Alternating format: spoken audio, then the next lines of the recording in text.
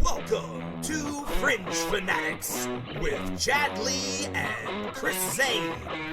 And we are back. Yes, we are. This is Fringe Fanatics. I am Chris Zane. And I'm Chad Lee. Thanks for tuning Yes, thank you guys for tuning in. We appreciate you always. in. Yeah. Love you guys very much, each and every one of you. Make sure you go hit that like, subscribe, and share button. Yeah, make sure you rate us 5 stars as well. And if you haven't yet, make sure to go like and follow us on all things social media at Fringe_Fanatics. And don't forget, we're on YouTube. Not a lot of people remember that. Yeah, we're on YouTube. We're on Twitch. We're streaming live right now. That's right. But, Chad, it's episode 62. It is, man. We've done this 62 times now. 62. It's racking up, dude. Yeah, we're getting up there. It's just cruising right along. Well, then, in honor of 62, let's tip our hats off to Jim Langer. Yes, Mr. Jim Langer. Considered one of the best centers in NFL history, a cornerstone of the Dolphins' Super Bowl teams in the 70s. Yeah, he was one of 5 Dolphins players to get elected to the Hall of Fame in their first year of eligibility. Others being Dan Marino, Don Shula, Paul Warfield, and Jason Taylor. But yeah, like Chad said, he was on the Dolphins, the undefeated team, the only undefeated team ever. 1972. Yeah, supposedly they still get together every year and have a party. I heard, when the last undefeated team falls. Yes, I think it's awesome because they're like 80 now, man. They're real old. Yeah, So, but he did only play 2 years with the Dolphins. Yeah. And he did play a little bit sparingly behind veteran center Bob DeMarco. But in 1972, DeMarco was traded, and that was when Langer took over and became the starting center of the all-world 72 unbeaten Dolphins. So The legendary. Indeed. So thank you, Mr. James John Langer, or Jim. Jim. Yeah, according to Jim. A good old Jim. Yeah. Well, Yeah, Chris, so...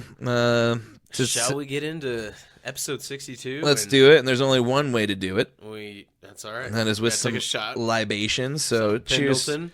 to you. Cheers to each and every one of you. We appreciate you guys always. Always. And let's do it. Let's do it, man. Cheers.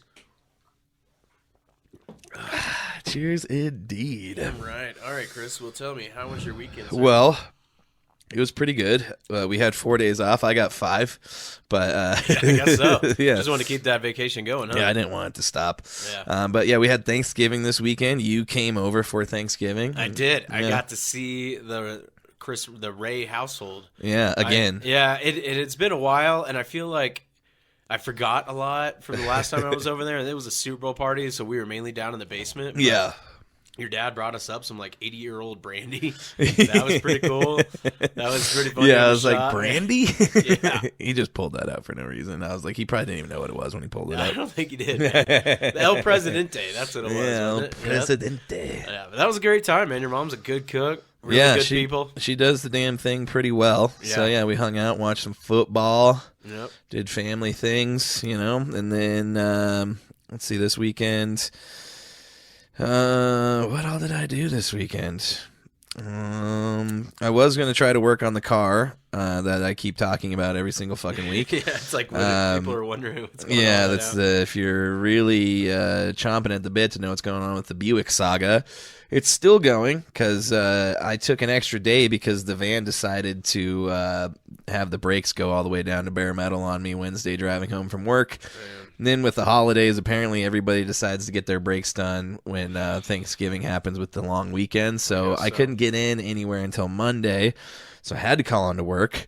And then my plan was like, well, I'll be stuck at home. I'll just finish the Buick. And then I opened the parts that I ordered that was supposed to be a whole kit to do it, and they were the wrong parts. So did Napa order it wrong, or? I guess so, man, because I went there and I was like, it's a 2016 Buick. Yeah. Encore. Gave him the whole fucking spiel. And I was like, I need a turbo, coolant, and oil line send and return kit.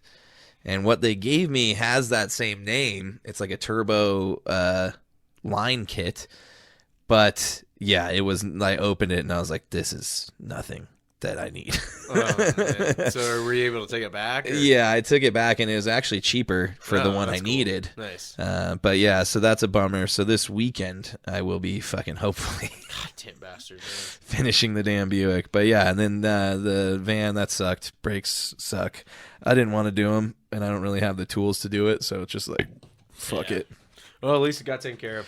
Indeed. How about you? You came to my parents' house. Yep, I went over there. That was a great time. Yep. Yeah, We that already talked about it. cheesecake was awesome. I've just been thinking about that. I can't stop talking Oh, about it. yeah. Well, That was fantastic. she does make some damn good cheesecake. It was cool, too, that she did sliced strawberries instead of, like, the canned cherry topping. I love the cherry can. That's what I've grown up on, but it's nice to try something She even, different. like, does, like, a sugar in there with the Yeah, strawberries. I knew there There's was a little something crunch different. in there. Yeah, make it a yeah. little creamy and stuff. Mm-hmm. Well, then the next day, I went to go see that super long movie, Napoleon. 3.5 hours, isn't it? 2.5. Oh, two and a half. but That's it not did- too bad. It did feel like 3.5, though. I'm gonna lie. I left Juno at home, and just with her being by herself, like that's all I could think of. I'm like, The "God dog's damn, tearing I'm the ready house to up." get-" Nah, it wasn't that. I just feel bad about leaving her back. Yeah. But it was actually a pretty funny movie, man. Did not expect it to be so. It's funny, huh? Yeah, but Intentionally Napoleon, or just well, he was a super circumstantially? insecure guy. Yeah, being because he's all short. tiny. Yeah. And so there's a lot of parts where he's trying to just like make up for that, and he's just kind of a douche. And so yeah, Yeah, well, and he did like conquer a lot of the world Yeah. at the time. So. at the end of it, they show numbers, like actual text on the screen of the battles that he won and how many Yeah. soldiers were each killed. It almost totaled like over 1 million when it was all said and done. That's crazy, dude. Fucking nuts, man. Yeah. And what's nuts is like this isn't even that recent. He became to power like it was like pretty much the turn of the century around 1800. Yeah, That's like whenever he started taking over as an pretty emperor. wild. Yeah, I mean that's 200 years ago, but still, like you think of like a conqueror that just kind of did that. Yeah, Fucking you nuts. think it would have been longer, But Yeah, you would have thought so. But yeah, pretty good movie. And then Saturday, I just watched a lot of college football. oh, nice. Yeah. I did watch. I watched the Buffs game. That was kind of what I expected. Yeah. It was tough. I wanted to, but with Shador not playing, I just didn't really have much interest. Yeah, I watched a little bit of it, and then I was like, go to the mission and watch the end of the Michigan game. Yeah, that was an exciting one. We'll get into it later, but let me just give Henry. We are gonna call Chris. Why don't you give the listeners a preview real quick? We're gonna give Henry a call. He is one of the customers from Smalley, but he is a very big Pittsburgh Steelers fan. Yep. Sorry, he's probably gonna unashamedly bash me for that. But yeah, he's a Pittsburgh Steelers fan, and we're going to call to get his take on the recent changes with the Steelers, mainly like the firing of offensive coordinator Matt Canada and the recent success that the team had due to that. So, and we've seen a turnaround with it, and I want to ask him about Jaylen Warren and a couple other NFL topics. So, I did realize though, I wrote it down and I even almost forgot it while Chad talks to Henry and see if we can get him on a little bit earlier. That's good. We, as in the Born Readies, have a show this weekend. It is at the 100 Nickel in Broomfield, Colorado, which is also known as Chipper Lanes. I guess the people who book this place, and I guess I don't know if they own it or not. I'm not entirely sure, but it's the Mishawaka. How do you say it? Yeah, Mishawaka Amphitheater. I guess they're the ones that book this, and they're like in charge of it. And I guess there's some down in Fort Collins or up in Fort Collins too. Oh wow, so that's cool. Yeah, we're kind of hoping maybe that'll get us a little end. Getting up north or playing get it more northern. Yeah, that'd be cool. Yeah, that would be cool as well. So we are playing with The Missing. And if you are trying to search The Missing, they're missing the I's in their name. It's just MSSNG. Oh wow! And then that's clever. the Patient Zeros. So the Patient Zeros we've known for quite a while. We've been I feel playing like with I've them. seen that name. Yeah, we've played with them before. So we've also played with The Missing too. But we are headlining the show. So we go on at 10. Nice. Tickets are $13. We're sharing it all over. So if you get us on social media, you'll see either me or the band itself, or even accidentally this morning, Fringe Fanatics sharing stuff about it. So cross reference, yeah, man. Works out. You got to cross pollinate. It's the Born Readies right here. Yeah, Chad's wearing the shirt. Look at that. He's looking good in it. Damn right. So anyways, we'll go ahead and give Henry a call right now. Here we go. I always hope there's like I accidentally put the number in wrong and we just call like an old call lady, like maybe. some lady. And we'll just talk to her. Yeah. Can we ask you about football? What's your thoughts on football? Hello, this is Henry. What's up, Henry? How you doing, Chad? Doing good, man. Chris here too. We're excited to talk to you about some football, man. I'm excited to talk to you guys also. The main thing I want to ask about, this is Chris here, is how was that Mariah Carey concert? Oh yeah. Actually, it was great. She has a beautiful voice, and she's a beautiful woman, and it was great. It was a Christmas show, and then she mixed in a few of her all-time great songs. So it was nice. She had to have sung "All I Want for Christmas Is You," right? Oh yeah, that's awesome, man. That's probably what makes her most her money now. Oh yeah, I guess so. I actually had a few friends that went to that, and I saw some video of it. Man, the stage production was nuts. It looked like a Christmas wonderland up there. That was quite a show. it was. Yeah, that's cool. Yeah. And Yeah. a good reason to have to, reschedule on us. I don't blame you at all. I would go see Mariah Carey over talking to us any day. Any day, man, no doubt. Yeah. Yep. Well, yeah, thanks for coming on, Henry. And first off, like I mentioned earlier, I maybe have asked you this at work, but I just maybe don't quite remember. Like, what led you to become a Steelers fan? Were you from Pittsburgh? No, that's a great question. Actually, I grew up in Columbia, South Carolina. Oh, wow. And as a young kid, and we didn't have a team. We didn't even have the Panthers back then. That's true. That just tells you how old I am. But,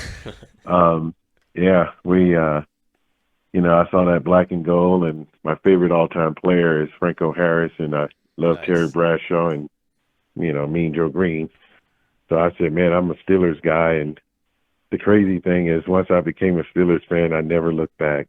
That was it. That's true fandom right there, man. Loyalty through and through. It's got to start somewhere. That was it. That's cool. Yeah. There's some legendary teams back then, man. That Steel Curtain. Then you guys just kept going with like Jerome Bettis and Big Ben. I had some damn good teams over the years. Yeah, and the fact that the coaches Very good. all just seem to stick around forever. Yeah, like what, 3 Forever. coaches and 40? I think it's 4 coaches in like 40 Yeah, years. something like that. That's correct. Yeah. Yep. Mhm. Pretty amazing. All started with Chuck Noll. Chuck That's Noll right. started it. Yeah, the culture there is what I Mhm. have a lot of respect for. They've got the Rooney Rule, and Mike Tomlin is just one of the most respected coaches across the league. And so I agree. Even though I'm a Chiefs fan, I always got mad respect for the Steelers. I love it. Plus, Yeah, Mike yeah. Tomlin's yet to have a losing season. So. Yeah, that's right. Yep. May have an Yeah. even 500 season, but not a losing season. Yeah, exactly. Yeah. Well, let's get into it, Henry. I want to ask, man.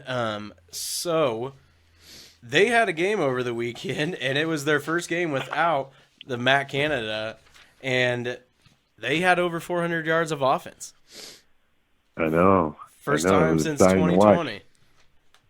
I know. It was fun, man. To see the new I think his name is Eddie Faulkner, that Yep. new guy stepping in. He did a good job, and I was just glad to see us move the ball. We've been running the ball the last few weeks pretty good, and offensive line has been doing a great job also. But man, to see Kenny throw the football around was great. We could have did a little bit better in the red zone, but to put up 400 yards, gosh, that was huge. That had Big to feel achievement. good. Yeah, I mean, they were pushing the Felt ball down the good. field. They were actually throwing vertically, and they were just taking a little more risk than what we're used to seeing from them. And you got to be glad Freiermuth is back. That was huge. I know, man. Yeah, he Yep. did awesome. It was I pretty think he had cool. like 9 catches. Yeah, he did great. The very He- first play of the game, I you think know. they went right to him too. Yeah, like 30 yards, 28 yards down the middle. Yep, yeah, I know. Exactly. Yeah, you're on. So 9 receptions, 120 yards, and his long was 29. So you were almost nailed it Yeah. right there. Yep, So that's right. I know. That's Kenny Pickett. That's on I know. 11 It was targets, good too. to see it. Yeah. It was good to see. It But I was think awesome. the thing that is really good to see is the running game getting going there. I mean, that's where a good chunk of Oh, those yeah. 400 yards came from, was the 153, and finally getting Najee Harris involved. And as always, Jalen Warren, the new bruiser they've got back there. So Yeah. Yeah, it was good. It was good. They 1-2 punch. They did a good job. So- Najee did good, and also Jalen. Yeah, Jay, they both did really good. The thing of it is, though, when I turn on PTI on Mondays and stuff, the criticism, though, and people are trying to give them their flowers with 400 yards of offense, but they did only put up 16 points. Is that kind of due to struggles in the red zone? Was that turnovers or something? I think it's a little bit of both. I think, the red zone, we got to do better. We got to take more shots in the end zone with the passing. We're just too conservative with some of those run plays once we get down in there. And I just would like to see them take more chances. And I think that's, with our up-and-coming schedule, I think we're going to see some points. I think we're going to start opening up things a little bit more. But, our defense is keeping us around. That's the only reason why we're still around. I'm glad you brought that up. I forgot to say with the questions and stuff. Dude, that hit TJ Watt had, holy cow, oh, yeah. man. That was nuts. He went through unblocked, and it was like watching Waterboy, man. We just heard, oh, man, he just smashed Jake Browning. I think Jake Browning's still having flashbacks of it. I know. TJ's awesome. He's He's the MVP on that defense. He's awesome. That's for sure. Yeah, and who would have thought he'd be the best Watt brother, But, right out of the gate, he's just been, awesome. Head and shoulders above his brother. I know. He's a good guy. Yeah. Yeah, I think he's eventually going to pass, I think it's Reggie White or something like that for most sacks in the first 100 games. Mm-hmm. Yeah, he's close. He's real close on that. They showed a graphic of it when I was watching Red Zone on Sunday, and it's just so nuts how close he is to his brother.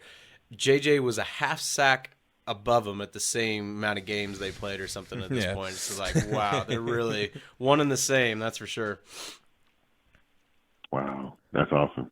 Yeah. I did want to ask you, though, one thing, though, and it's been kind of a big topic after the game was the Deontay Johnson total lack of effort there on the fumble recovery. Yeah, that was hard to watch, actually. And I don't know if you knew this, but during the practice earlier that same week, him and Fitzpatrick got into it. Yeah. Mm-hmm. And it's just a bad look. We don't need the drama. We have enough stuff going on. And when, the fumble came, he just stood there. Lack of effort, lack of awareness of anything. Yeah, he totally didn't know what was going on. Do anything. Well, yeah. And the worst part about it is he, tried to defend himself saying he didn't see it or anything. And then when I had originally watched the first video on Twitter, it only showed the fumble. And then when I watched the full play, where he, it's a run play and he's supposed to be blocking, and he just walks out there, zero effort at all. It goes to show that he wasn't trying at all in that play, fumble or not. No. So I'm sure Tomlin ripped his ass pretty good for that. Yeah. Oh yeah. So, it might be that hurt. Might be in street clothes next week. doing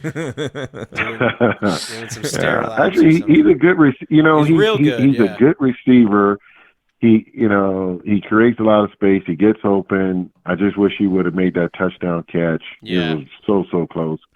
But he's a good receiver. He just, he's got a lot of drama. I think if you're a wide receiver, it just comes with the territory sometimes, That's right. Yeah. Mm-hmm. Yeah. They all got it. Yeah. But speaking of a guy that does have a lot of potential, man, Jaylen Warren, I don't have the exact stats pulled up, but I know when it comes to broken tackles, he's, I think, in the top 3 in the league. He's tough. Yeah, I'm sure you got to be pretty excited about it. How'd you feel about that when they announced that he was going to take over the starting spot? I enjoyed it. He's earned it. It's one thing to just throw him out there. No, he's actually earned it. Mm-hmm. He runs so hard. He's such a good teammate. He's a good guy. So, gosh, man, he really helped us out when the offense was struggling, That's all Kenny could do, was just do that little dump pass to him or hand it off to him. And, he's a good running back. He plays so hard. Definitely proud of him and all his efforts each and every week because he's a great guy. He really is. And I think I was just going to say, I like him a lot. It's nuts, too, because, it really has caused, I think, Najee Harris to have a resurgence as well, Wake because he up. kind of put a fire under his ass. That touchdown run he had towards the left side of the end zone was great, because I think it's just shown him like, all right, I got this young and up and comer. You know, I was trapped in the first round. I got to make sure, you know, I'm a 1-2 punch here too. I think you're right. I think he's running hard the last few weeks too. Yeah. I mean, he put up almost 100 last week. That's true. Yeah. Yeah, and the only bummer about Jalen Warren was he was the one that fumbled that ball on the Deontay Johnson play, wasn't he?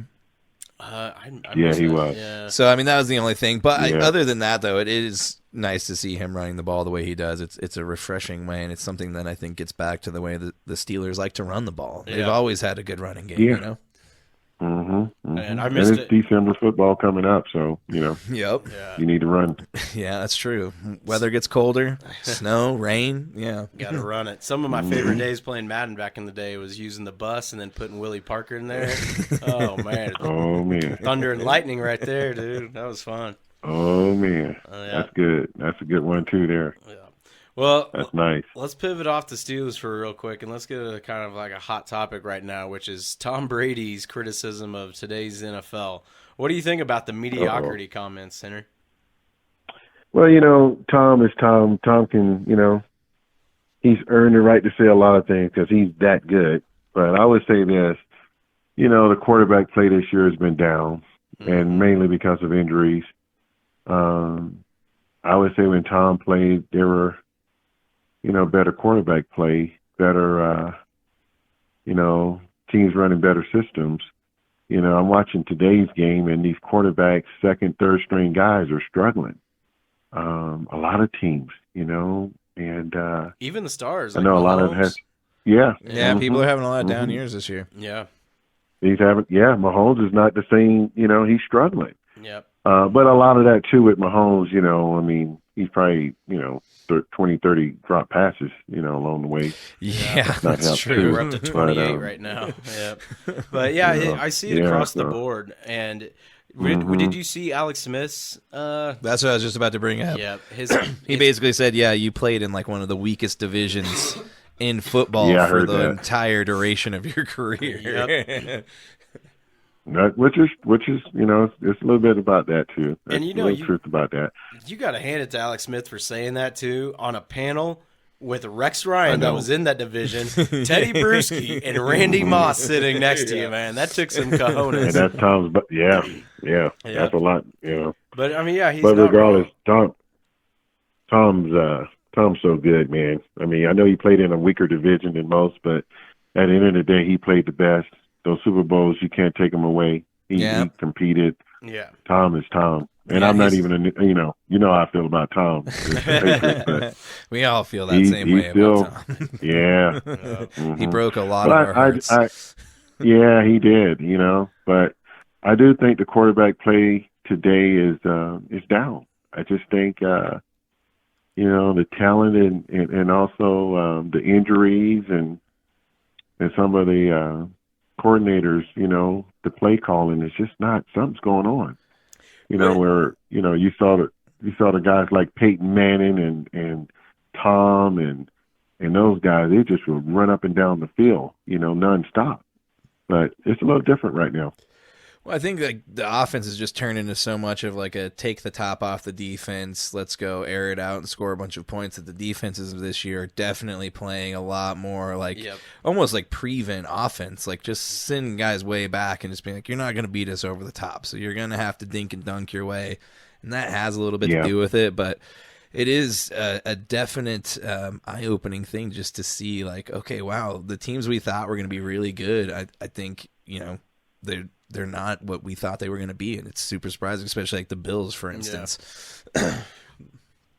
Yeah, that's a surprise. Yeah, You it's know, what I've that's talked to Chris a surprise. lot about. Is I've really dubbed this year as the year of the defense. I think we, you know, have seen what a lot of the media talks about is what they've tried to do is help the offense out so that the ratings can go up, get more points on the board and stuff like that.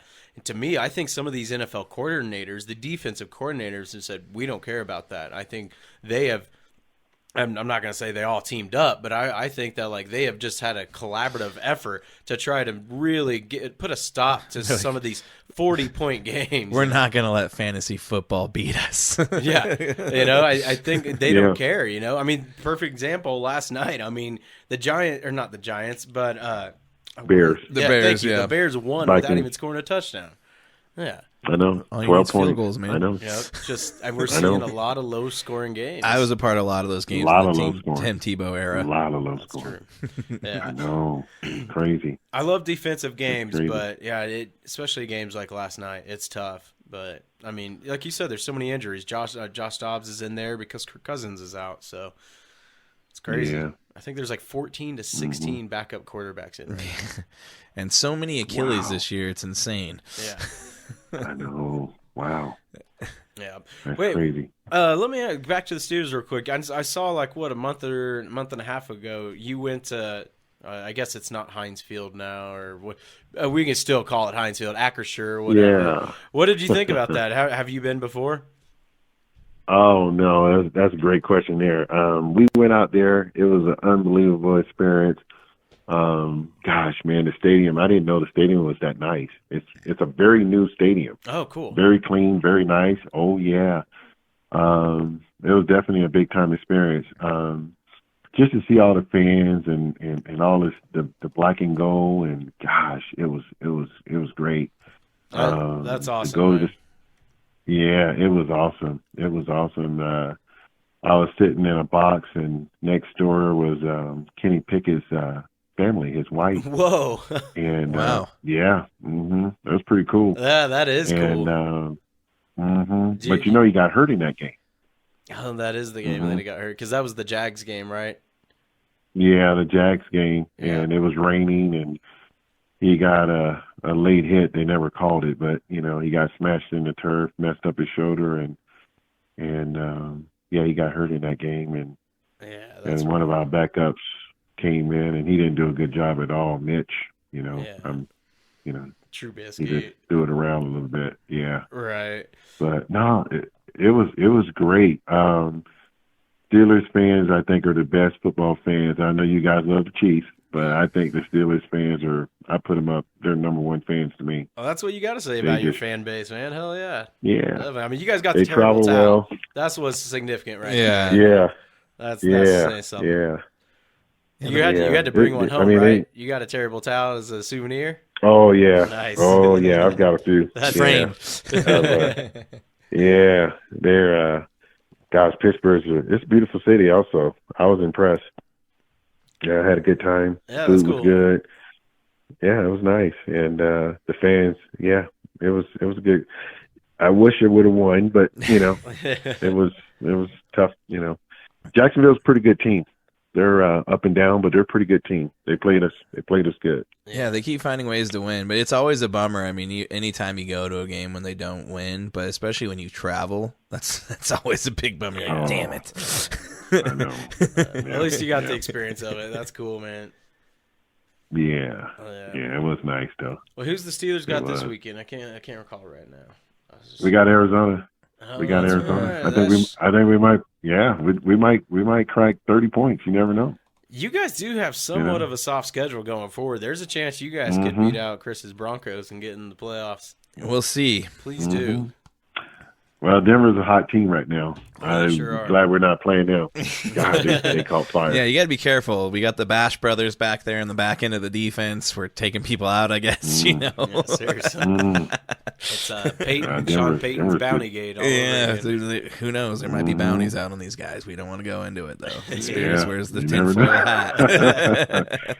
I know. Well, good luck Yeah, against the Cardinals, man. man. I do hope you guys beat them. Oh, thank you. Yeah, we need that win. We need to keep the momentum going for sure. Definitely. You know? Yep. Well, thanks for hopping on with us, Henry. We appreciate it, especially you taking time out Oh, of your thanks for night. having You me. know. Yeah, So, thanks a lot, Henry. Oh, thank you guys, and appreciate it. And anytime, you guys have a wonderful night too. Yeah, you do the same, man. We'll talk to you soon. We'll Yeah. probably see you at work soon. All right. have a good night, man. Sounds good. Thank All you. Okay, bye. Bye. Oh, that boodoo-doo's loud. I know. There's no getting around that on Google. Oh, Voice, yeah, so- it's just the noise it makes. Oh, well. Well, that was cool. Man, hell yeah. Yeah, he did good. Yeah, you always wonder like how people are going to be talking about sports on the phone, and Henry did good. Yep, dude. He's got a sultry voice. He kind of does, doesn't he? Yeah. I was like, oh, he can read me a story. Is he on Audible? Yeah. That's awesome. But yeah. Yeah, I mean, we always know when like Henry kind of pulls up because like we could get distracted and like get to talking about sports for a while. And, you know, it's just easy to do when someone knows their shit, you know, and can kind of like they're updated. They know who's in there and who's injured and everything like that. And so, yeah, it's easy to do. So definitely. Yeah, I saw you guys talking the other day. Yeah. And it's I don't think I've actually pulled an order for him yet. I'm not sure. But, you know, everybody has their favorites around Speaking there. of that, HT Plastering. If you guys need any stucco done, oh, yeah, call HT Plastering. That's Henry's company. Yeah, definitely. Yeah. I sure. do orders for those guys, but never. I don't think I've done Henry. I don't think I've pulled for Henry. Well, you probably not him, but when Julio comes around, and stuff, yeah. So yeah. Anyways, well, yeah, that was good. Nice way to get us in football because now we've got to get into headlines. That's what we got to do. We got to do it right, freaking now. Headlines, get your headlines here. That's right. It's time for headlines, where we go down the rabbit hole of all the happenings in the major sports right now. Yep. And as always, we start with the NFL. The foosball. Yes, indeed. Let me see what we're going to play here. I'm going to go with this one. Hey, I'm going to bury your family. I'm going to bury your dog. Bury your dog. Check.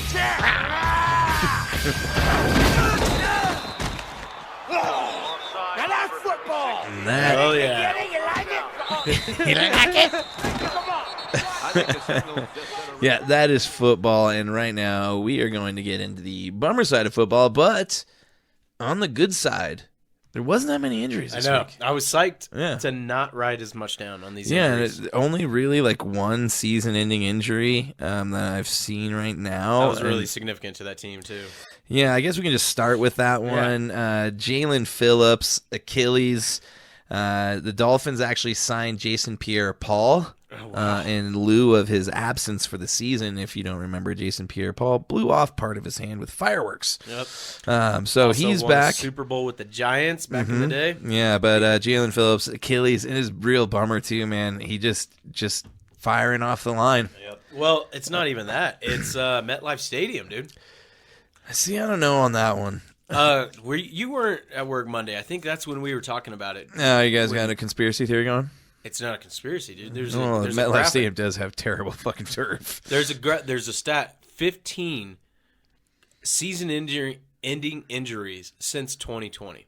Yeah, I mean, in 3 years. The only reason I wouldn't put Jalen Phillips into that is because it was literally him just coming off the line.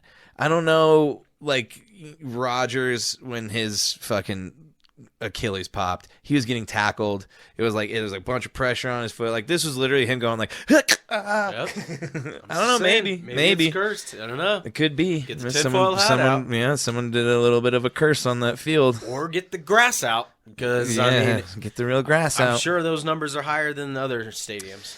Probably, but yeah, it was definitely a bummer. You see him just come off the line, and I guess now there's a term for what happens when your Achilles pops. It's called your calf muscle fires, and that's when it you see it shoot up there. That pop when it finally tears. And you saw that happen right away with him. As soon as he came off the line, just poof. Man, that really is significant too, though, because he has been having a just outstanding year. I mean, he's been huge. I mean, you got Bradley Chubb on that line too. He was a big reason why they were up there in, I think, top 5 in total team sacks. But yeah, we'll see how they bounce back after that, because that is a big loss for the Dolphins. Yeah, it's a big hole to fill, and Jason Pierre-Paul is, on the downside of his career. Obviously, he's still hanging out there, looking to get signed, and was available to be signed. So we'll see how that pans out. Let's move on to the next one. You want to hit the other big one that happened that we found out news about today? Jonathan Taylor? Mm-hmm. Yep. Hurt his old thumb. Yep, fee Yeah. fi fo fum. Had to have surgery, and he's going to be out 2 to 3 weeks. Yeah, which is a huge blow. He was already, missed part of the season Yeah. to begin with, so he comes back and hasn't really had the success. Not near the success. No, not like the breakout season he had, but Did have 2 TDs and 94 yards yesterday, though. yeah, still really good. But now 2 to 3 weeks they will be without him, and we'll see how the Colts can handle that, especially with their backup quarterback situation they've got going on. So. Speaking of quarterbacks, why don't we get into the one that your Bash brothers knocked out? Leave Baron Browning alone. He hit him with the shoulder, man. Bounty Gate 2.0, that's all I'm saying. All I have to say, Dorian Thompson-Robinson, don't run around so much. Yeah.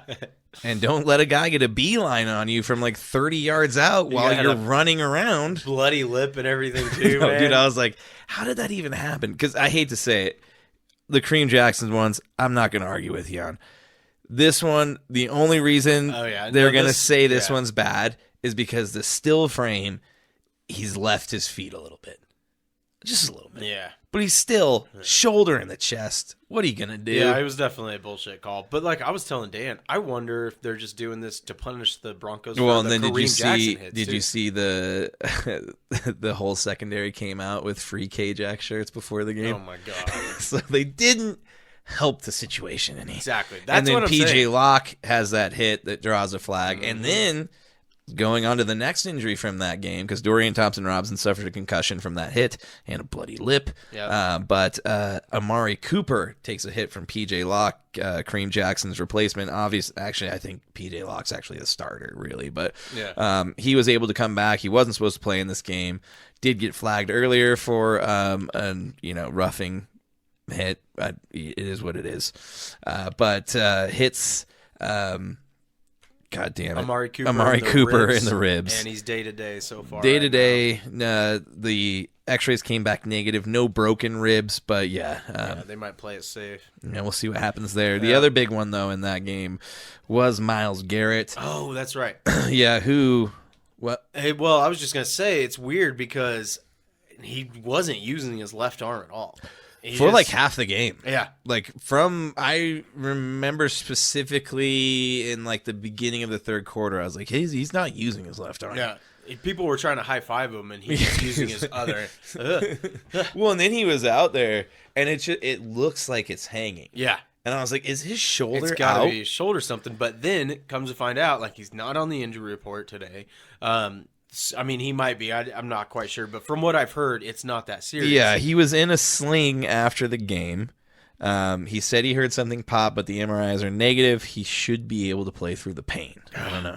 He is an animal. He really is an animal. He really is. You look at him, and, kudos to the Broncos. I feel bad for the offensive line because the injury's probably going to be what kind of mars their performance, but that offensive line balled out that game. Yeah, they You still gotta took give them care of credit for business, man. And that throw that Russell had to the corner in the end zone, the one that got that. challenged, To Troutman? that was a hell of a throw. That really was. Yeah, a hell of a catch, too. But, and Russell They're kept it looking good. alive there, so it is what it is, The Broncos are on the up and Well, that up. was our bias buzzer beater. We're over that.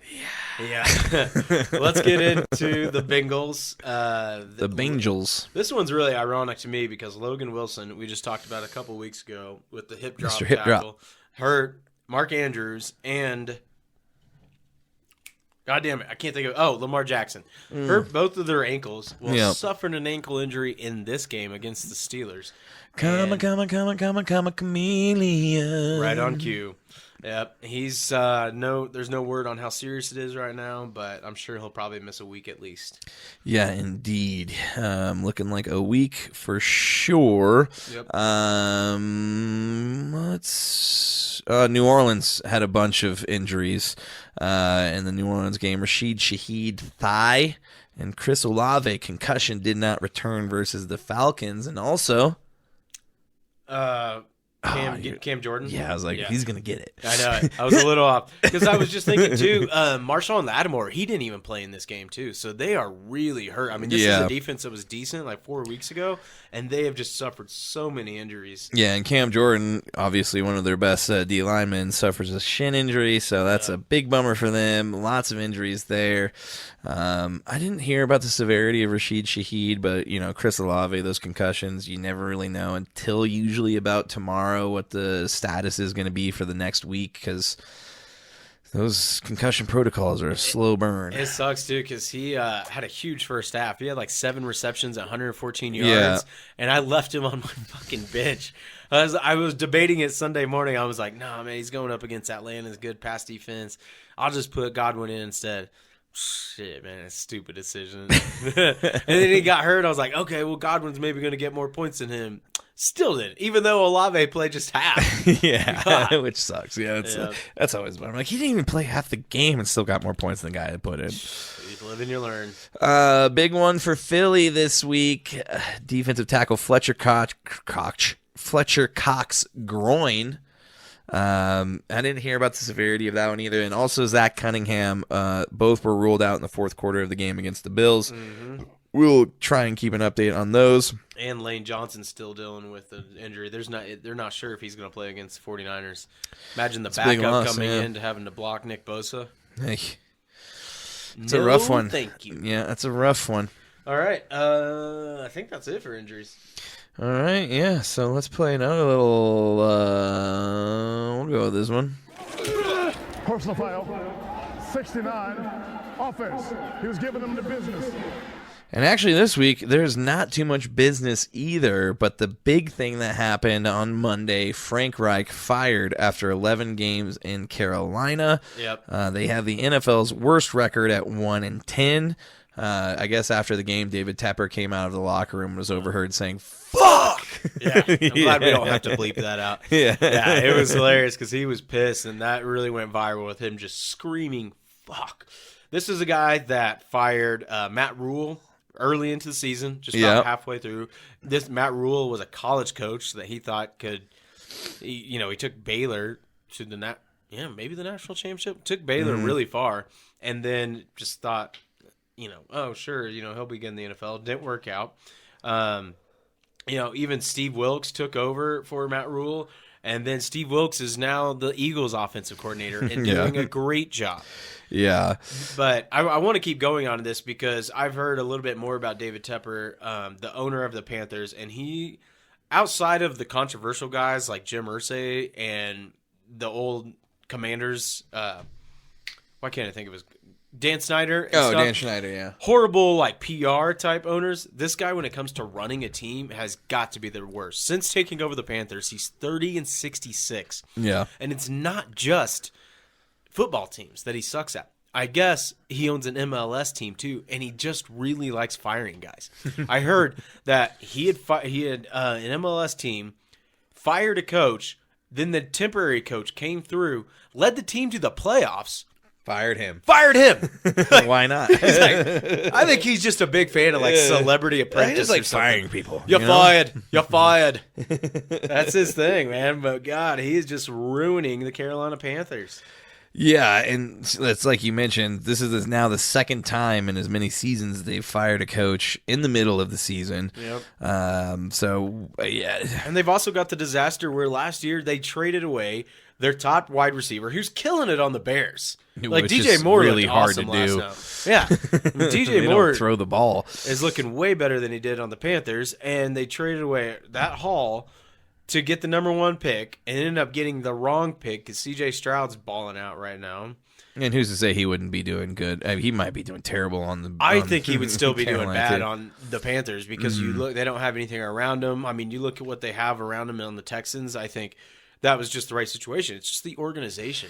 Yeah, and you trade away the best player probably. I mean, aside from Cam Newton, it may be in the history of the Panthers. Oh, Christian McCaffrey. Yeah, to the 49ers. It's just like, God, yeah. I mean, granted, they got a big haul for that, but at the same You time, got to make right picks when you do that. Though. Yeah, and right now it's yet to be seen. if Bryce Young is the answer there. As of right now, things do not look good. And meanwhile, the number 2 overall pick might be in the MVP conversation come the end of the year. So we'll see how that goes. Yep. That's all I really had for the NFL. Do you have anything else, Chad? That's it, man. I'm ready to get into some college. You're going to go to college? We're going to college right now? We're just going to stick to football. And then Yeah, all right. Let's do it. 390. Check. Check. Ready, team. I feel like last week we were watching a red floor, too. Yeah, we were. I think it was the Sixers. Needle dick. I can't believe the Heat are winning right now. We're watching the Heat versus the Bucks on Your name is Needle a dick. in-season tournament game, too. And the Heat are playing without Jimmy Butler, too. Oh, I got to ask you, maybe you know, are the Nuggets out? No. Oh. Apparently, because there's so many teams that are 2-1, have the same records. I in thought when group they play- lost, it was over. No. Oh, well, on that in second group play. No, in group Oh. play. And that's why a lot of it has to do with points differential. That's why that's a big key factor in this. I don't know what This the is all Nuggets- too confusing. It's so crazy. I'm just paying attention to the games. Yeah. That's pretty much At this point, I'm just like, they're regular season games. Yeah, it is what it is. that's I kind of hope the Nuggets don't make it to the end because I don't want them playing one extra game for no right? reason. Yeah. But Well, apparently, they don't even need their starters. Yeah, we'll get into that Yeah, here in we a little will. bit. But let's start with the big news as Mr. LeBron. Oh, I'm sorry, dude. We're going to college Let's football. just finish the college ball, and then we'll get into Fuck. NBA. Yeah, you tricked me with I talking did. about I'm bouncing all over the place. All right, so back to college football. It was rivalry week. And Yes. damn, what a good weekend, man. Alabama, they snuck by Auburn. It was They like really did. 4th and goal from like the 31. And maybe it was even like 4th and 31. I don't quite remember. They had one play to win the game. And I thought there's no fucking way. This is Alabama's going to lose, and it's going to shake up the college football rankings like crazy. And sure enough, it's not McEnroe. Milroe. Yeah. Milroe. Jalen Milroe. Jalen Milroe. Yeah. And dude, I watched a lot of that Alabama game. I think that guy's going to be good in the NFL. I think he's going to be really good. He's big. Well, it's surprising, too, because it took them so long to actually just Yeah. be like, fucking go, dude. Dude, Nick Saban, there's a method to his madness, but his method certainly works. Yeah, it's working, crazy. yeah. But he throws a pretty much Hail Mary attempt, and the guy catches it right in the corner of the end zone.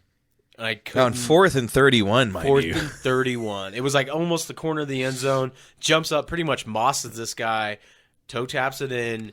They win the game. Yeah, and this is the Alabama team that, for the longest time, has been the perennial best team in the NCAA. So it's 7 crazy national championships. that, at 11-1, I'm trying to think of where they're ranked right now. 8.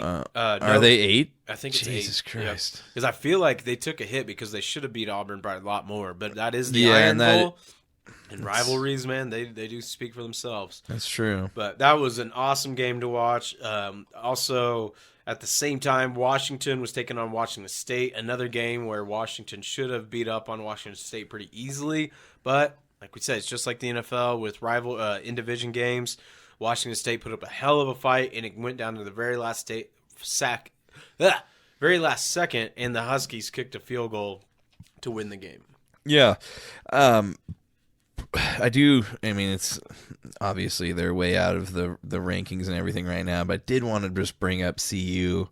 And not for the fact that, I mean, they finished, 7? They finished 4-7?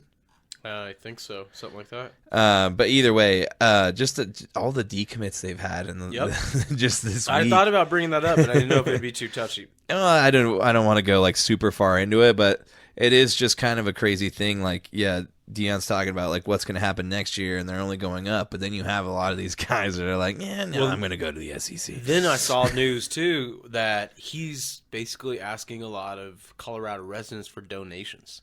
Oh, really? Yeah. Like, Well- why don't you have Shador sell his Rolls Royce? That might help, man. Yeah. Might be able to Or get his some Maybach scholarship or money. whatever it Yeah. is. Yeah. Maybe Wow. Shador should donate part of his $5 million he's making a year. That's what I'm saying, dude. Like, really, you're gonna ask money from Colorado residents when you're coming through? Like, oh, I got my own luggage, my own baggage or whatever. It's Louis. Yeah, it's Louis. I'm bringing my own luggage. It's Louis. But yeah, the other big news. Is there another game you want to go over? One more, Michigan. Okay. Yeah, the big one. Oh shit! The game. Yeah, The game. the rivalry game, if you will. To me, I think it is the best rivalry in college sports. That is, Michigan and Ohio State. I look forward to watching this game every year, and Michigan looks like a complete powerhouse. Ohio State. They don't really, even need Harbaugh. No, they Harbaugh who? apparently don't. Man, stay out of the stadium. Sharon man. Williams, or what? I think Their that's his defense name. is fierce, and they were just getting to Ohio State every time Ohio State tried to run the ball. They were beating them to the line of scrimmage. It took, Ohio State caught some momentum in the second half by running the ball really good. They did get like a few drives where they just were pounding. I think there was a touchdown drive where they didn't pass it once. I love football like that, hard-nosed football. But, Michigan just shut them down. They caught the lead. I think it was just 7 or 10. And then, Ohio State didn't stand a chance. Yeah. So Michigan now is ranked second. Yeah, because, but coming into the game, Michigan was number 3. Ohio State is number 2. And now when the college football rankings that just came out today comes out, they didn't even just fall 1 spot. They fell 3 spots. Yeah. No, 4 spots. No, I'm sorry. 6. So, yeah. Georgia, obviously, the best team in college football, is at number 1. Michigan, closely behind them. Number 2, Washington sitting at number 3. Florida State at number 4. Oregon at number 5. And Ohio State sitting at 6. Yep. How about And then- Florida State, man, jumping up there in 4? Yeah, and everybody thought, is the injury to the quarterback going to drop him completely out of the rankings, and it hasn't yet, but Yeah. I hate to say it, them going up against those 3 teams, or whoever they're going to end up playing, they'll probably end up playing Georgia first. Good luck without your best quarterback. Oh, yeah. Yeah. And it all depends on their performance against Louisville. If it's even a 7-point game, I could see, or like one of them moving up. Like, if Oregon beats Washington, they'll obviously move up in there. Yeah. So there's going to be some shuffling around, but I hand it to Florida State for that backup corner. I think his name is Benson or something like that. I'm not quite sure. even sure. But yeah, to lead that team to a win, that was pretty impressive. Definitely was, especially, all the teams in the top 4 are 12-0. Yeah. So, next week this week actually will be a huge, we'll see what ends up happening. Right. If anybody else can fall or move up, definitely going to be keeping an eye on that this Friday and Saturday. Or are they all on Saturday this week? Actually, I don't know. There's usually always a game on Friday. I feel like there's a game on Friday. I can't remember which one it is. I'm really excited about the Washington-Oregon game. That one's fucking awesome. That's the one that Kirk's going to be covering. Kirk Herbstreit? Yep. Good old Kirk. Kirkby. All right. Well, Let's get into some basketball. Yeah, since I already tried to jump the gun on that. Take it roll! Take it roll! Outlet! Rain dance! Make it rain. Sandy! T! Come out. I'm burning. I need to burn. Might watch this when I get home. You always say that. I know, but I'm batching it now. I forgot Meryl's what? house sitting her friend Lauren's house Oh, yeah. till Saturday. Damn, all the way till Saturday? So I probably won't see her till Friday, the night of the show. I'm going to go pick her up from Shining Lotus and then bring her on back. And then I Cool. think we're going to go stay at their house. Because now we don't have a cat to worry about or any animals. So I'm just like, well, it doesn't stay really wherever. matter. Do whatever I want right now. I'm free. Couch surf. Yeah, we'll just, do it whatever it takes. But getting into the NBA, which I did tease a little bit earlier as I jumped the gun. Because we're excited to talk about LeBron James. Yes, Mr. LeBron James. The only way we're ever excited to talk about it is when he has the worst loss of his career. Unfortunately, in having his worst loss of his career to the Sixers, 138-94. Lost by 44. Yeah, he also ends up passing Kareem Abdul-Jabbar for most all-time minutes played in the NBA, sitting at 319 minutes, and that does include both regular season and playoffs. So LeBron James, he's going to continue this. It's like Cal Ripken. Like, how far is this guy going to take it to where like nobody's even going to ever come close I don't know if to anybody's it? going to catch him. And again, points. it's going to be so hard to do because coming out at 18 is never going to happen again. So unless it's somebody that comes from Europe. Yeah, that's the only true. way it's going to possibly happen. Yeah, because I think the Nuggets drafted Emmanuel Mudiay back in the day. I think he was 19, but he went and played a year over in like the Chinese league league or when something. Luka was a rookie, he was 19, right? Yeah. Yeah. So I mean, there are going to be a little chances to get close, but yeah, I don't know if anybody's ever gonna touch this. In that game, though, I'm trying to get to it. Joel Embiid has his first triple-double of the season. I believe he went 30 points, 11 rebounds, and 11 assists in the dominant win over the Lakers. He must be seeing how Jokic is getting all the hype. He's like, okay, that's what I need to do. Yep. Don't mind that probably half of those points were from the free throw line. Probably so. Yeah. Well, aside from that good news, more kind of bummer news for the Pistons, man. They have lost 14 straight while being coached by the highest paid coach in the NBA, Monty Williams, the ex-Suns coach. Yeah, and that's a big surprise, especially after, what he did with the Suns. Obviously, they kind of petered out there at the end, and that's what made him end up losing his job. But yeah, to go over there to the Pistons and, you think he's going to turn it around. I mean, kind of like Ime Udoka over there in Houston. Yeah, that's true. But not the same results, unfortunately, as they are one of the worst. Well, they are probably the worst team in the NBA right now. Them and the Spurs, that's got to be close. Which one's the worst? Let me pull it up real quick. But standings. Let's get to the standings. Yeah, because I know the Spurs lost 11. Detroit and the Spurs. Detroit's worse. 2-15 to 3-14. That's bad. And it sucks because they've had so many high draft picks over the years, like Cade Cunningham, other guys.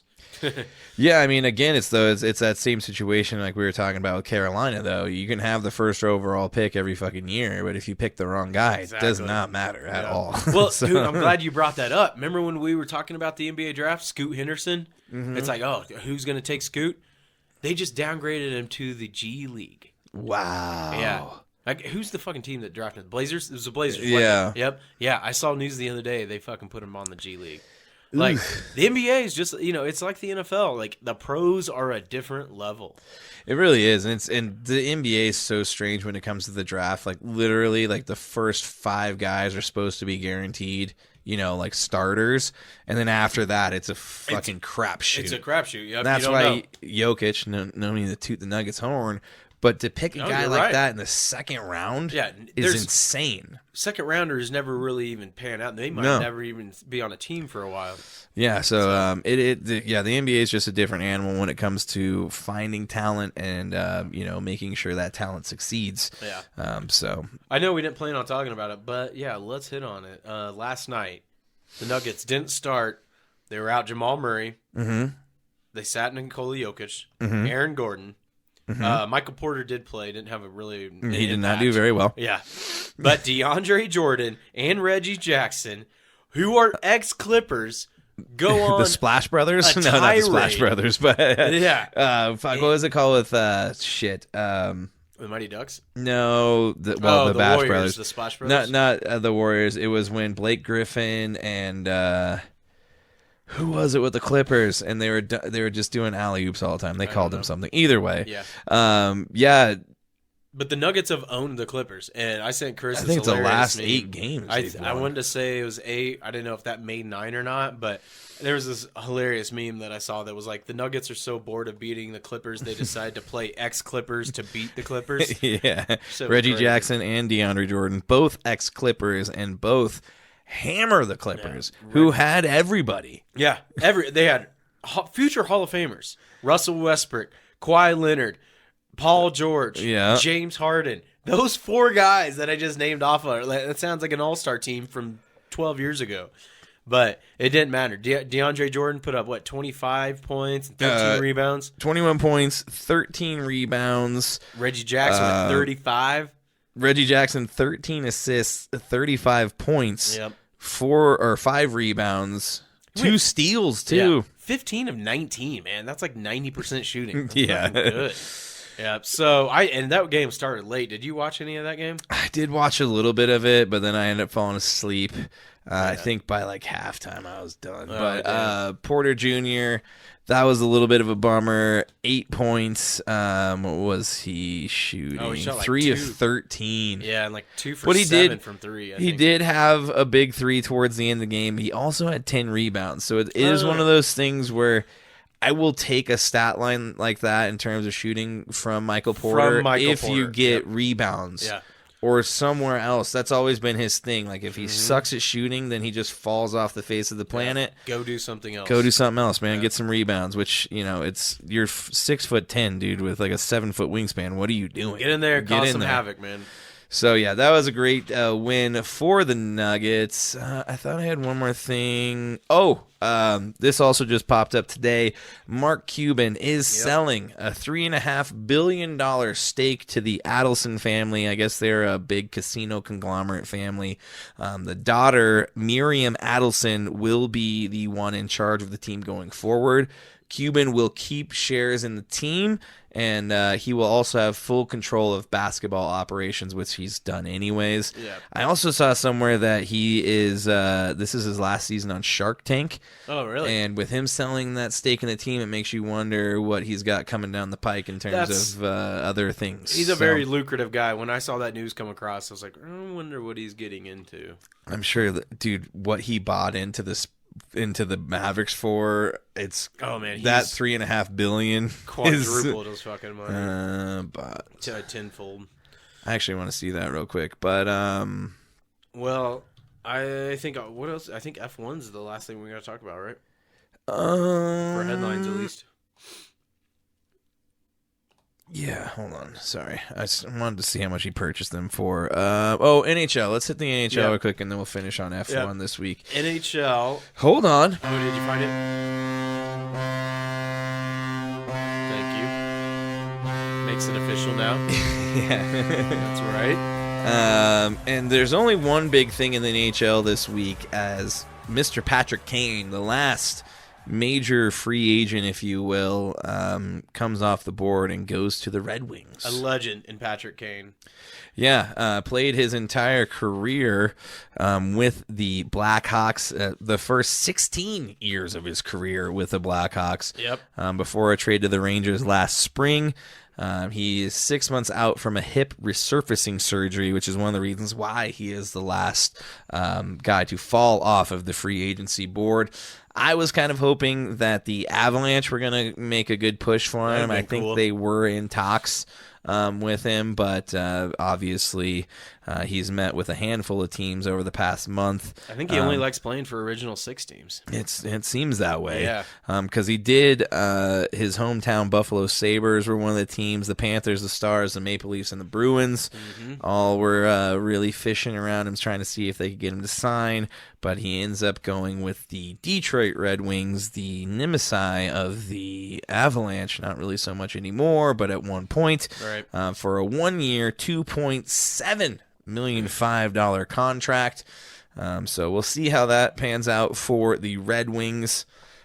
But that is all we have for the NHL at this point. One other news. Oh, shit, you've got another thing. I forgot about that. Excuse me. I almost cut you off. How dare I? Minnesota Wild fire their coach, Dean Evason, after losing 14 of 19 games. And the assistant, too. So they're just trying to clean house there. They're like, it's a good reason to fire somebody. Suck. 14 of 19. We're not, I mean, fucking suck. I think the San Jose Sharks are even doing worse than them. And the Wild are like, no, we don't want to be worse than the Sharks. So no, we won't. Yeah, the Sharks are. Let's move on. Screw the Sharks. Yeah. We're slightly better than they are. All right, let's get into F1 and wrap up the headlines and get into the music break. All right. Here we go.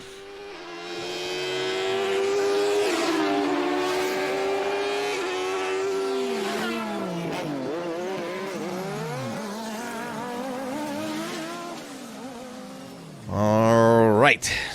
Surprise. Yes, Mr. Verstappen wins the final race of 2023, Chad. How many races is that this year? 19. 19 out of 22. That is insane. That's just not even fair.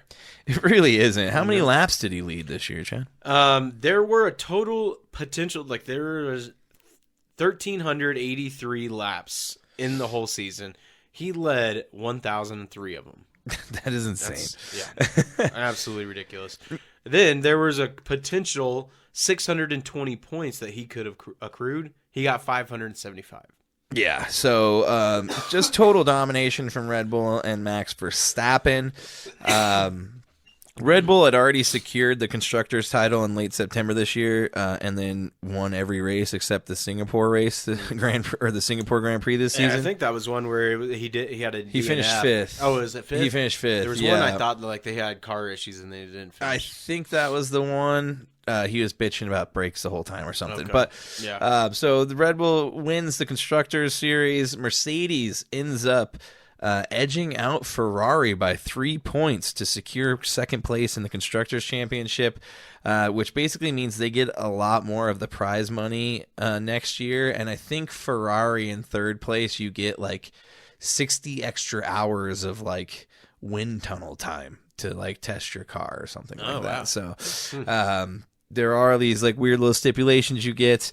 But yeah, like you said, Verstappen secures the driver's title. He did that in the Qatar Grand Prix back in October.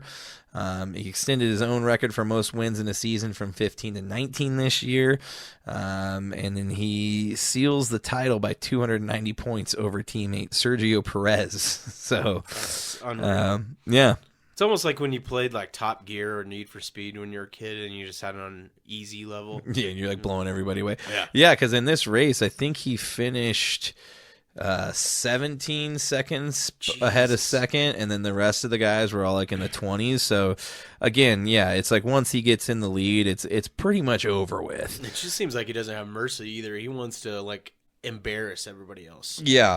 And then the other thing, though, because as we just keep naming off all of the incredible accolades he's accrued all of this season, the win in Abu Dhabi also saw the three-time world champion Max Verstappen take third on Formula One's winners list from Sebastian Vettel with his 54th career victory. Yeah, and like we said, Red Bull wins 21 of the 22 races this season, with Sergio Perez claiming 2 wins. And, yeah, I don't know who's going to keep up with Red Bull next year. It just doesn't seem possible, man. We're looking at greats. They're going to go down as some of the greatest of all time. Yeah, definitely. Yep. Well, Chad, that's it for headlines. Well, this is our last week of Bluegrass. Yeah, last week of Bluegrass, last week of the Deer Creek Sharpshooters. The name of this song is Rock Song. So if you are listening or watching after the fact, you will be hearing the Deer Creek Sharpshooters Rock Song.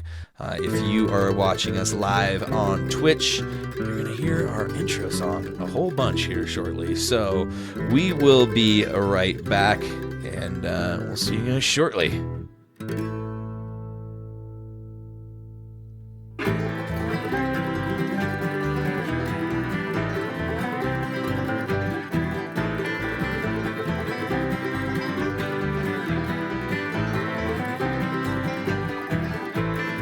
Been sitting here for thousands of years, stuck in the ground.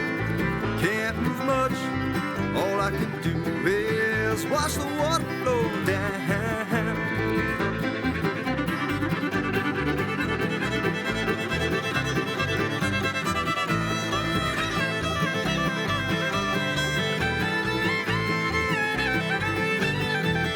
I see people floating by.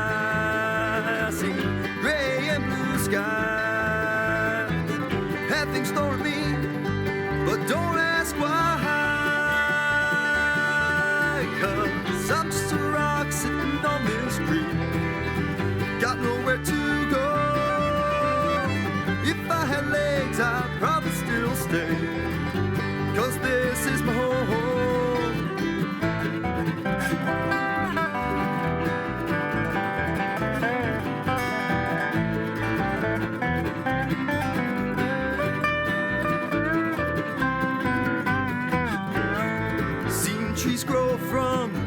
little seeds. Then I watch them fall down and die. Seeing leaves turn brown from a deep green. I watch the seasons pass by.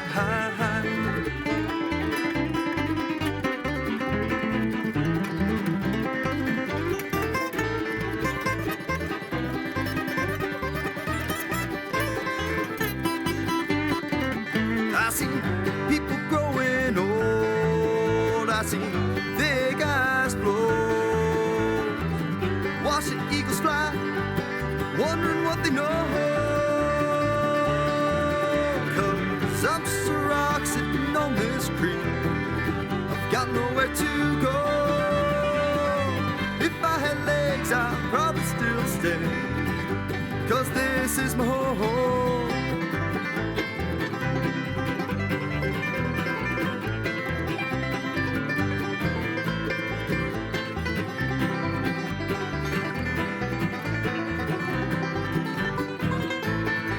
Years pass on, I barely change, but flowing water keeps breaking me down. Don't know how long things remain the same. I fear that man will destroy this holy ground.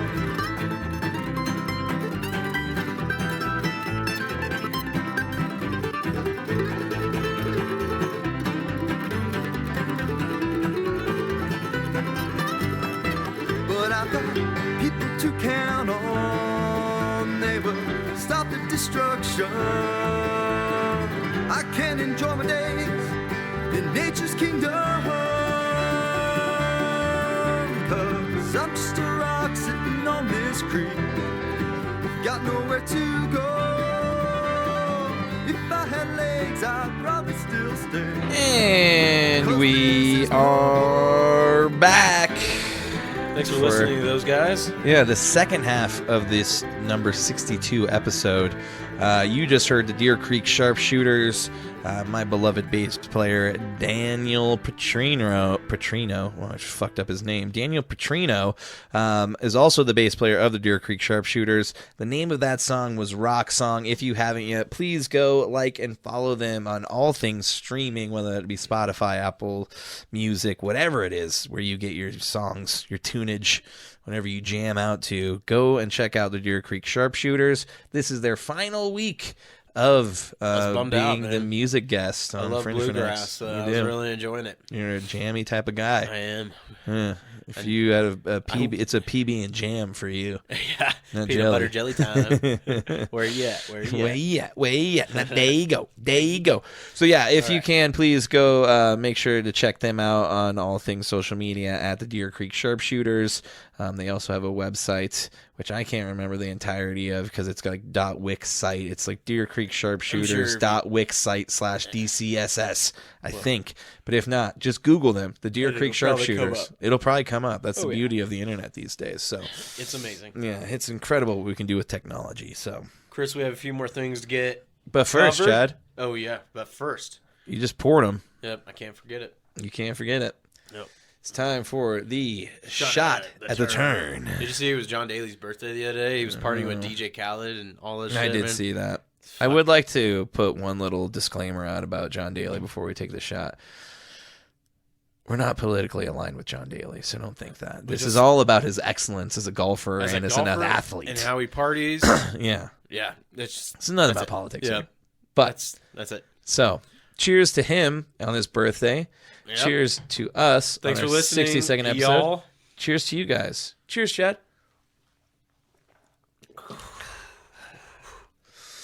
Oh, man. I feel it coursing through my veins.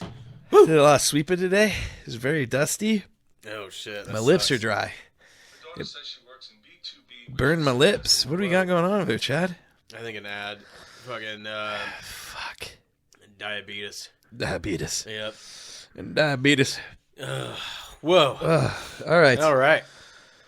I hope you guys appreciate how we just kind of catch a buzz to do this show right for you all. Yeah. You're welcome.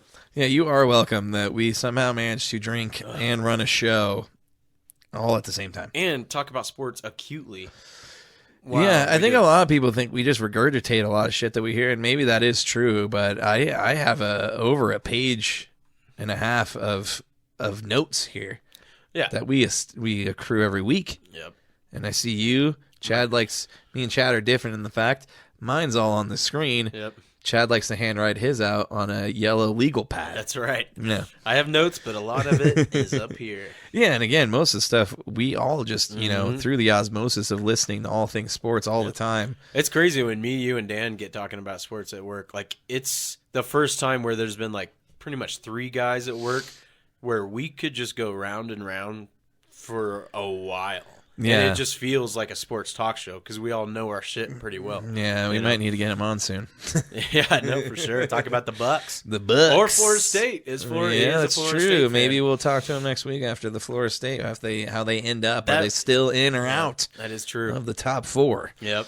But it is time for NFL Deep Dives. Yeah, he got hit with a left hook by his own guy. He was looking at his ear hole for a minute. This isn't a good sign. That's also a good one. Your It's partner knocked your head off. Thanksgiving, Go, buddy. Man, and saw we a all lot of know John Madden how for- much John Madden loved Thanksgiving. Oh, yeah. The turduckins. The turduckins and boom. Boom. Yeah. Turducken. But it's time for the deep dives. Who wants to kick this one off, Chad? I think you went first last week, so All right. I'll kick this one off. Kick it. I Kick it. chose the Jags at Houston, where the Jaguars won 24-21. And to me, this is a game where the Jacksonville Jaguars stakes its claim to the AFC South throne. This was pretty much a game for first place. Whoever won it would have a game up on the other. And, yeah, the Jags really proved that there are levels to this. And they, the score doesn't quite show how – I mean, the score makes it look close, but when it comes down to, like, how the game played out, Houston really wasn't in it for most of the game. A key play, though, was in the third quarter when Trevor Lawrence threw an INT that led to a Texans TD. And it was very controversial, though, because there was a holding call on the Texans DB that clearly didn't get called. I don't know if you've heard much about this game. I did a lot of tweeting about this game. I watched a good chunk of it just because CJ Stroud is my quarterback in the Fringe That's Fanatics true. Fantasy League. And he did well for you. Not too bad. But, man, this game has been raked over the coals and just blasted all over social media because of the bad calls. So, like, I was watching on Red Zone, and so you don't really get a lot of, like, when there's a flag, they just switch to a different game. So you don't really see a whole lot of Why the flag happened. yeah, why the flag happened, why it was controversial. So I went through and I was reading this article where it showed 5 or 6 different video tweets of these bad calls being made. And I mean, it really was just egregious. I mean, holding calls that should have been holding calls or vice versa, pass interference. I mean, really a lot of sketchy shit that happened in this game. And to me, it's unfortunately, it just overshadowed, a good game. Just abysmal reffing. I hate to like harp on that, but God, this game just had it all over it. Stunk of it. But let's get into the meat of it. The Texans, for some reason, decided not to run the ball as much. They had 91 yards on the ground, but half of that came from Stroud, who had, I think, like 45 on the game. Only 32 came from Pierce and Singletary. So for some reason, I just don't get why they didn't decide to run the ball more. I think they only totaled like maybe 20 carries total between all of their running backs. I mean, Tank Dell had 12 yards on 1 carry, Yeah. which was almost as much as Dameon Pierce on 5. Yeah, they just didn't really run the ball at all. And I think that really attributed to their loss. I think it was the play calling. They had a chance to go through and kick a field goal and tie it up, but Stroud took a bad sack by Josh Allen to put him at a really far distance for the field goal. Ended up making a 58-yard field goal, and Matt Amendola almost made it. He bounced it off the crossbar, but it was that sack that really pushed him back. I mean, they were driving the ball, and it looked like it was about to go to overtime, and then Josh Allen takes him down for like a 12-yard loss, if not more. And yeah, that after that missed field goal, that was it. But Stroud did have a good game, threw for over 300 yards again. I think he's now second in passing yards for the season. right under Sam Howell, which is a Insane. mystery. I don't know how that happened. Playing catch-up all the time, I guess. Yeah. Hey, But- when you're behind, you got to throw it a lot. Yeah, Trevor Lawrence did have a really big game. He had 364 yards and 1 TD. He did have that one interception, but I don't think that should have been an interception because there was a really blatant holding call on it. He did throw to Kirk and Ridley, who both had 89 yards. To me, it was all about the questionable decisions by D'Amico Ryans, though. Him and Stroud. So there was a 4th and 1 towards the end of the game, and the series goes like this. First down, I think they threw a pass, got up, 2nd and 1. Then they passed again. No, that's what they did. They ran the ball in 1st and 10, got 9 yards. It's 2nd and 1. They passed again, didn't get it. 3rd and 1, passed again, didn't get it. 4th and 1 on Houston's 46, so it's not even in the opponent's territory. They go for it on 4th and 1 and pass it, and not even try to like throw a short pass to get the first down. They throw a deep pass to Dalton Schultz on the sideline, and it falls incomplete. Really questionable call there. I mean, I know he's a rookie and he's played really well, but it doesn't make much sense right there. Just run it, man. You got Dameon Pierce, you got Singletary. Like, what are you doing there? I just don't quite get that, but that's pretty much all I got for this game. The Jags really showed that they are at the top of the AFC South. This was a game they could not lose because Houston would have taken first place, had the tiebreaker against them. So it was showed Jags in 8-3, having a good season so far. Their defense is looking a lot better. And I thought about bringing it up earlier in the injuries, but Houston did lose Titus Howard, one of their offensive linemen. I do think that may have been a little bit of the issues they had with the running and also maybe with the sacks and stuff that happened. But other than that, though, I'm a little worried that the Houston Texans lost this game because now they're going to be looking to come in and get one back against Mondonkers next week. Well, it's in Houston, right? Yeah. Yeah, they seem to play So pretty well. we'll down see there. how that goes, but we also have one of the better defenses right now. I think we have 15 turnovers in 4 games. Yeah, 15 turnovers. Now you lead the league in turnovers throughout the whole season. If only that offense could take some of those turnovers and turn them into more than 3 points. Well, they're playing real conservative with Russell Wilson. They don't want him getting over 200 yards passing at all. Nope. Yeah. I'm going to run that ball, damn it. Don't let Russ cook. Let him be Let him simmer. the server or the hostess, if you will. The maitre d'. Yeah. Let's get into my deep dive right now Let's because get I into chose the Buffalo Bills The game versus of the week, man. the Philadelphia Eagles. Buffalo Bills sitting at 6-6. The Eagles now at 10-1. Eagles pull this one out 37-34. And Jalen Hurts went from getting booed off the field at halftime to cheers showering down upon him as he walked off the field after scoring his 2nd rushing touchdown of the game to clinch it in overtime. Yep. At the half, Hurts had 33 yards passing and 99 yards overall. That did not stop the MVP candidate who threw for another 3 touchdowns, all while rallying the Eagles back from a 17-7 deficit for the 2nd consecutive game. He didn't do it all by himself, though. Obviously, you got to have a good kicker in situations like that, and this is where Jake Elliott comes in, kicking a 59-yard field goal in the swirling winds. And rain. Yeah. Downpouring rain, too. To tie the game with 20 seconds left. The Bills did get a chance to try and do something, like I said, with 20 seconds left, but Sean McDermott makes the questionable decision to not do anything and just take a knee and head to overtime. In the first Bills possession in overtime, they did manage a field goal before kicking it back to the Philadelphia Eagles, and that is when Hurts went to work, completing a 17-yard and 11-yard reception to Devontae Smith, and then a 16-yard run by DeAndre Swift. Did I say Devontae Swift? I think so. Devontae Smith. Yeah. Either way. And a 16-yard run by DeAndre Swift. Those are 2 hard names to say next to each other. Set up the game-winning 12-yard run by Hurts. On the other side of the ball, Allen had an Allen-like game, one that we haven't seen here much this year. He goes for 339 yards, 2 touchdowns, also ran for 81 yards, and another 2 scores. Yeah. Unfortunately, Hell of a game. yeah. Unfortunately for Allen, he was intercepted in the fourth quarter, and that interception set up Hurts for the 29-yard touchdown to Zacchaeus that put Philly ahead 28-24. And then, like we know how it plays out. They end up tying it, going to overtime.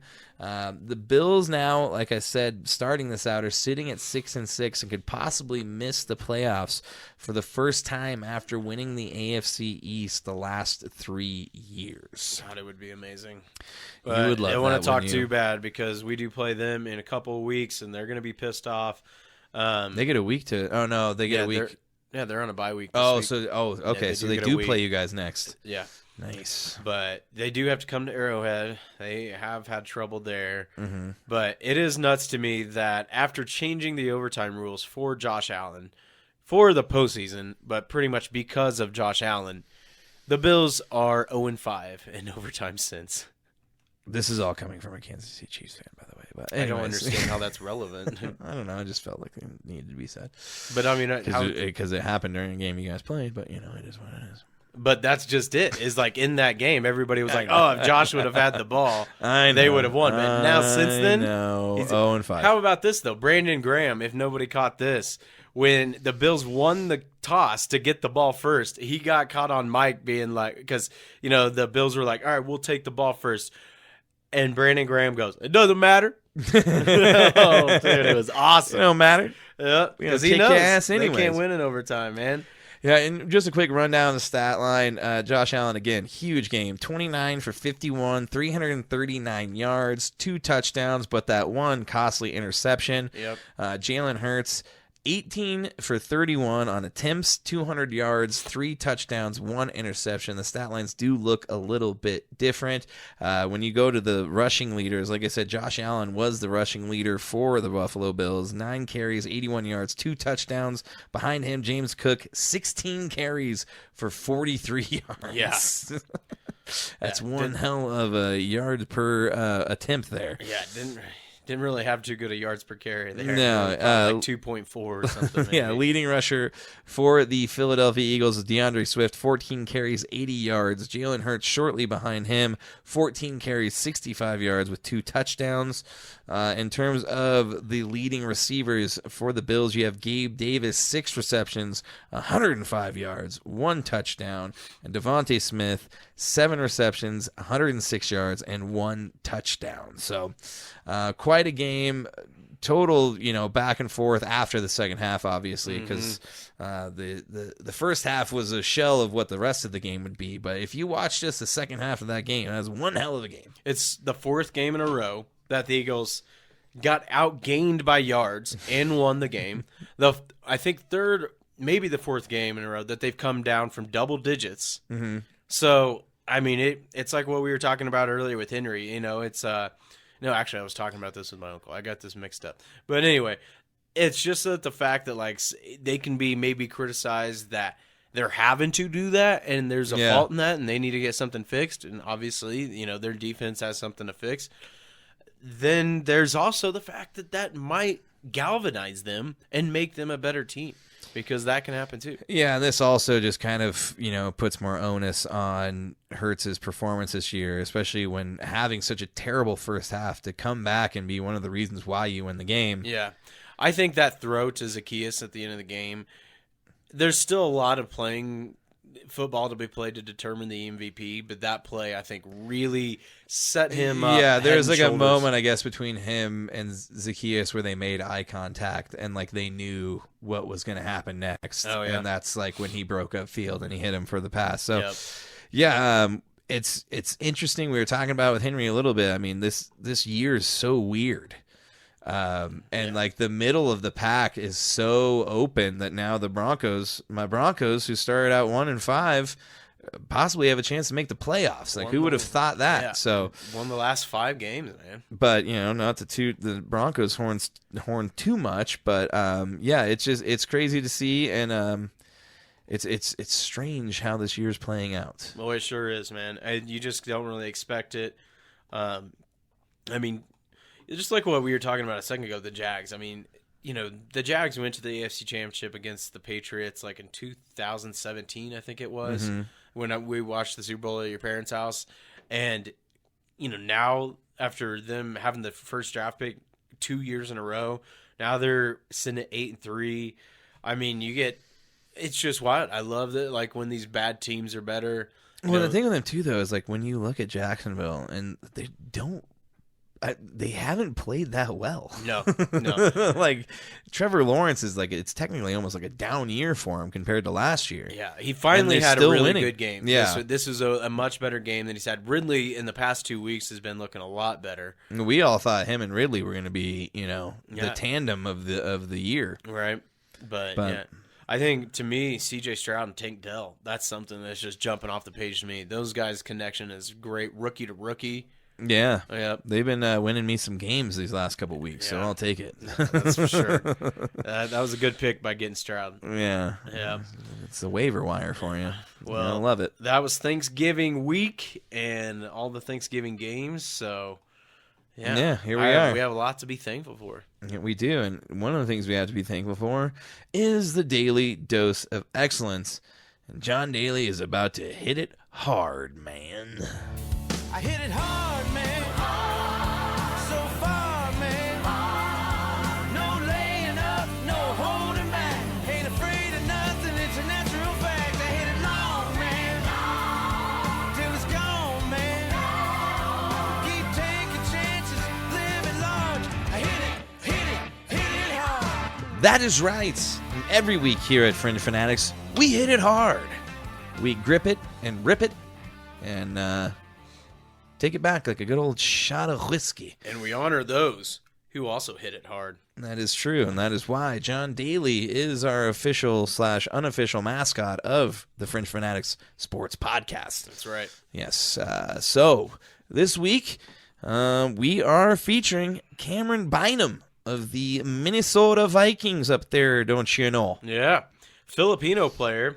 Really cool story.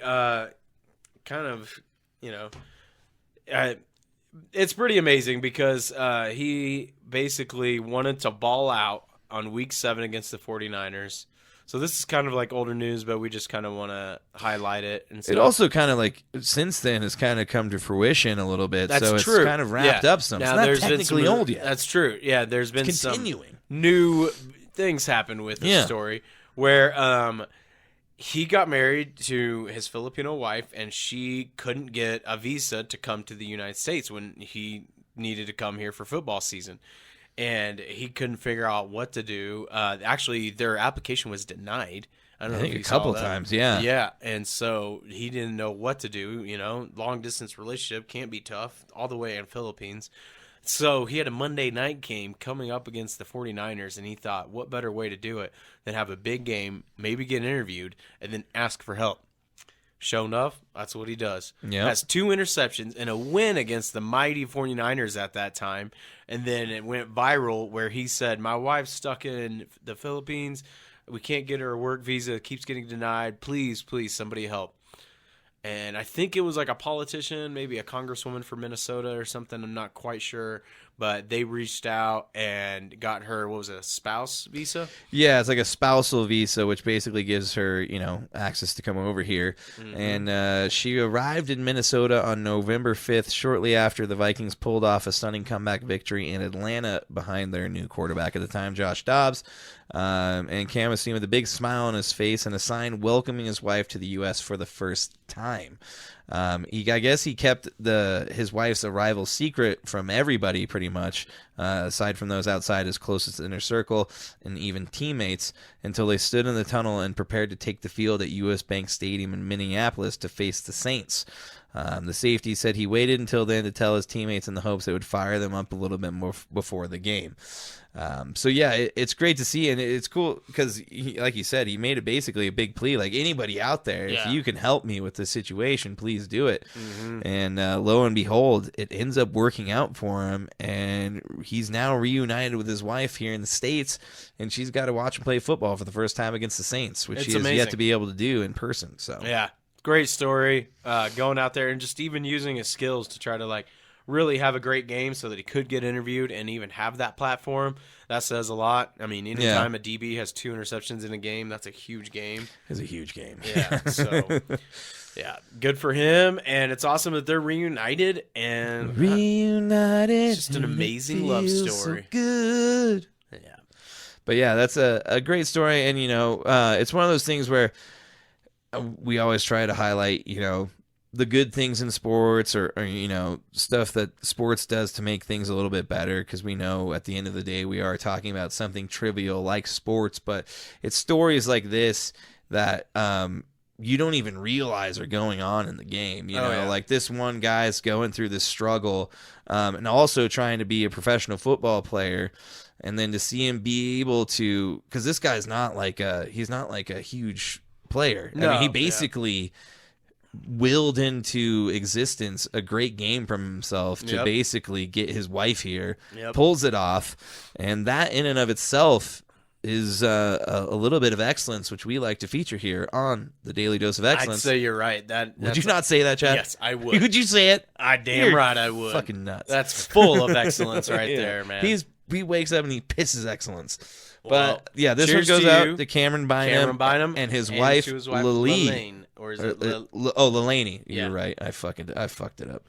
So here's the Cameron Bynum and his wife Lelaney. Congrats. Welcome to the U.S. Your new visa here to get you to stay here for a little while. Yeah, so hopefully that becomes a full-time thing. Something. So cheers to you, Cheers, Chad. buddy. Episode 62 in the Episode books. 62 in the books. Cheers to all put you a bow guys on for hanging out with us. Let's do it. Fun. Cheers. And on that note, one of my favorite sayings, we have reached the end of this week's episode, and we appreciate each and every one of you for sticking around. Damn right. Thanks for listening. If you haven't yet, please go like, share, subscribe, and follow us on all things social media. Also, if you're watching or listening us, hit that like button, hit that subscribe button, rate us 5 stars. We will see you guys next week. As always, Chad Lee, I love you, buddy. Love you, buddy. I love the Nuggets, too. Right there, the Nuggets. We'll catch you guys next week. Have a good one.